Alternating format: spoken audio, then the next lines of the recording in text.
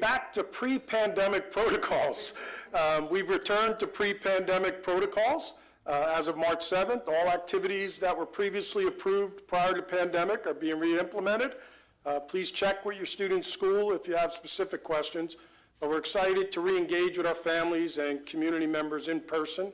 You see many of the smiling faces here and at the schools. As you're aware, Brick Township Public Schools went mask optional for students, staff, parents, and visitors on this March 7th in schools and on buses. The statewide mask mandate for schools and child care settings was lifted on this date. I was excited to go around to the schools and see many of the students' faces and, of course, smiles. It felt somewhat normal again. The district will continue to take all actions necessary to ensure the health, safety, and well-being of all students and staff. Please see our Brick Township Public Schools website. Our Safe Road Forward Plan, thanks to Ms. McNamara, has been updated and includes the new isolation, quarantine, timeframes, and protocols.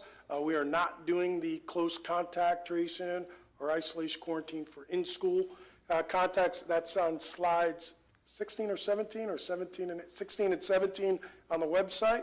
And it's still so important that we continue to practice tolerance and consideration for others with this change. As I've been saying all along, it's essential that we continue to work together with understanding and empathy, as we see in our SEL presentation. Empathy to promote an environment where everyone can feel comfortable with their choice. Brick and Beyond, you saw that presentation tonight. I was there. It's sponsored by the high school, both high schools. And what a great event. Over 40 colleges and universities attended, technical trade schools, military representatives, and other private businesses. In addition, there was some counselor workshops I saw. They were in the, like how to apply for college, how to apply for scholarships. Plus there was a ton more. I got to, you didn't show my little sing and dancing skit that was in the corner. All right. Oh, no, that was the different one. That was on the, but kudos, Mr. McKnight and Mr. Smith, for all that facilitated this fantastic night. That event has really been setting us apart, and just an amazing turnout.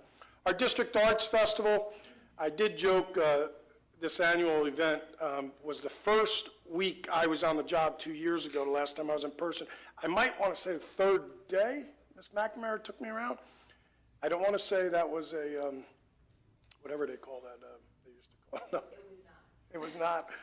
What do they call that, a spreader or whatever? I said only I would get to see everybody in the community out at this one event, and I think that Friday or Saturday we kind of shut down because of COVID. But it was my first week on the job, and I was able to meet so many people, and I'm glad it's back in person. And you talk about a turnout. It was hard to walk through the hallways that evening. My wife was with me.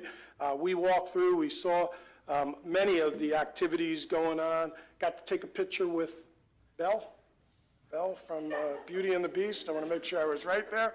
But thank you, Ms. Lane, and all of our amazing fine and performing arts staff for creating such an awesome event. Last year, they put it on a portfolio, a digital portfolio.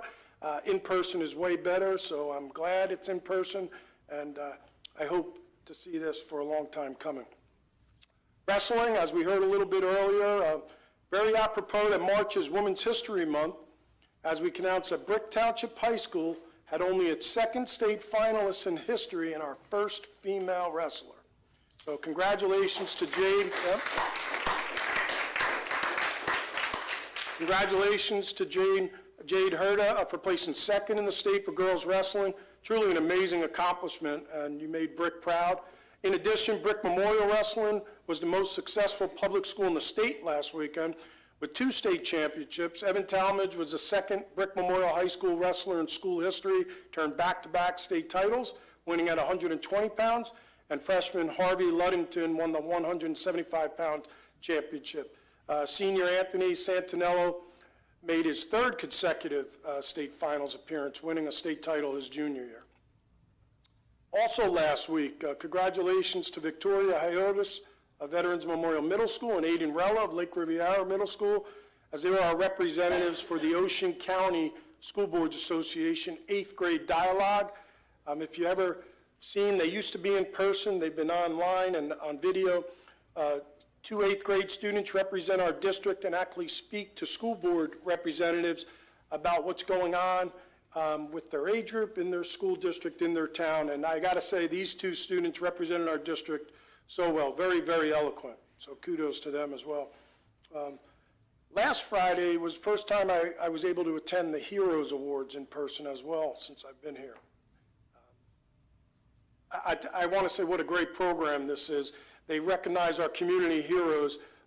Thank you to our Mayor's Student Advisory Council for doing this, and congrats to all the award recipients. I see a few here. Mr. McKnight's also back there for going above and beyond with their selfless acts for BRIC. You know, sometimes we think of heroes, we think of famous people, sports people, but they're right next door to us, and sometimes sitting right next to you. So that was a great night, and kudos to all of those recipients. Last night, I went to my first Mayor's Mock Trial competition between Brick Township High School and Brick Memorial High School. Our student litigators were so impressive. If you get a chance to also go to that, it's right at the Municipal Town Hall in the courtroom, and 2 teams from each high school actually have a case, and they don't know until, what, a week before what side they have, defense or prosecution, and then one of our judges, our municipal judges, volunteers, and just an amazing job, both by the students preparing their legal defense and prosecution, and I want to say acting, but the presence, being on stage and understanding the lines and the give and take of all of it. It was pretty cool to watch. So that was last night as well. Little update on strategic planning. The process is backed up and very, very active lately. We had our steering committee last Tuesday, very productive meeting. It focused more on the education committee, which is made up of curriculum instruction and assessment subcommittee, special education subcommittee, and co-curricular subcommittees. This group did an excellent job presenting their core values and goals. A common theme was that our district is preparing students for their future, not our past, by aiming to provide a student-centered environment with teacher-led practices that produce result-oriented student performance exit outcomes. Meeting was one of the best I've ever been a part of as part of strategic planning. So much talent in the room that night, right here. And the 22-23 budget. As I stated at last month's board meeting, our budget is very simple, that we don't have much control over revenue sources. Our revenue can only go up $2.3 million with the mandated 2% tax levy cap. As we plan this 2022-2023 budget, there's an additional loss of state aid is $4.7 million. The loss of state aid under S2 cumulative is over $20 million with 2 more years to come, which will bring us over $25 million at the end of that. Tonight we have a resolution to approve the tentative 22-23 budget because the filing deadline for the tentative budget to the Executive County Superintendent is March 28th.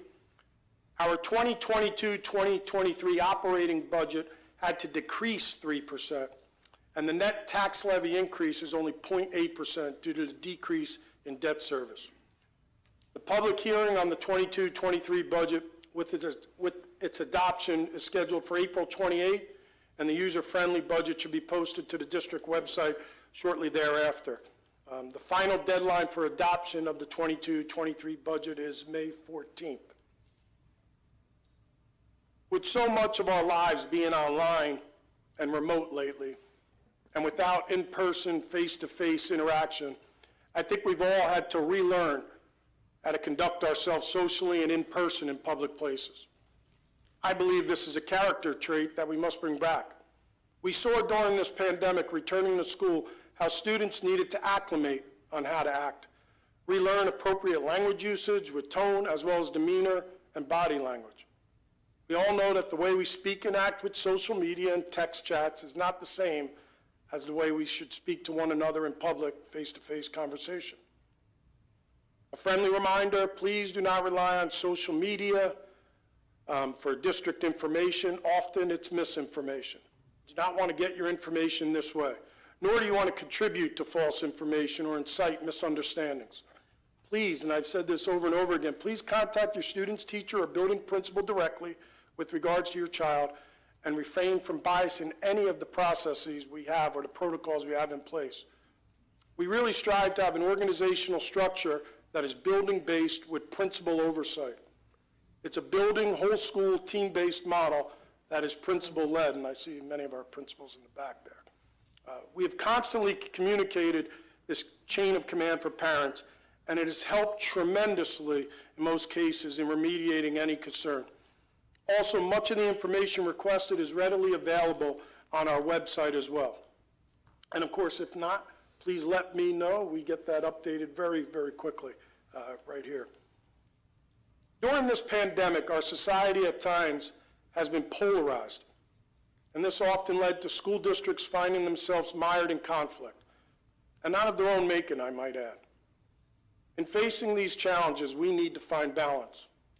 I talked to my central office administrative team many times about leading during times of crisis and facing these polarizing challenges, and how it's important to reframe the discussion and think of continuity and change priorities.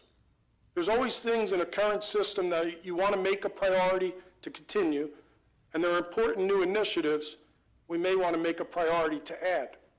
The key here is the discussion delivery, in my opinion, and not to make the situation an either-or scenario, but rather a both-and scenario. The pandemic has made people reevaluate their world, their worldview on a myriad of things, themselves, their family, and their community. With today's polarizing environment, emotions run high, and people are understandably on edge. However, we still need to practice civility and discord. One thing that has stayed constant throughout this crisis has been the coming together here in our learning community. Sometimes it's hard in times of strife and struggle to put others first. That was not the case here in Brick Schools. Our staff consistently put students first throughout this pandemic. And it's tough to lead and model in times of crisis and in times of transition. It requires skill, but most importantly, empathy.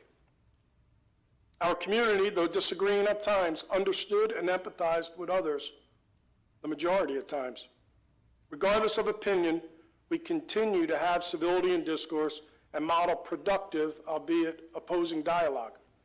This is what has contributed to our success here in Brick over the last 2 years, and it will prove to be our success in our future, as well as now when we begin the arduous process of moving the district forward. Let us remember that empathy is the essential building block for compassion. We have to sense what another is going through, what they're feeling, in order to spark compassion in us. Many times we have no idea what other people are dealing with in their lives. So it may just be as simple as being nice. If the pandemic has taught us anything, is that empathy and compassion for one another is essential.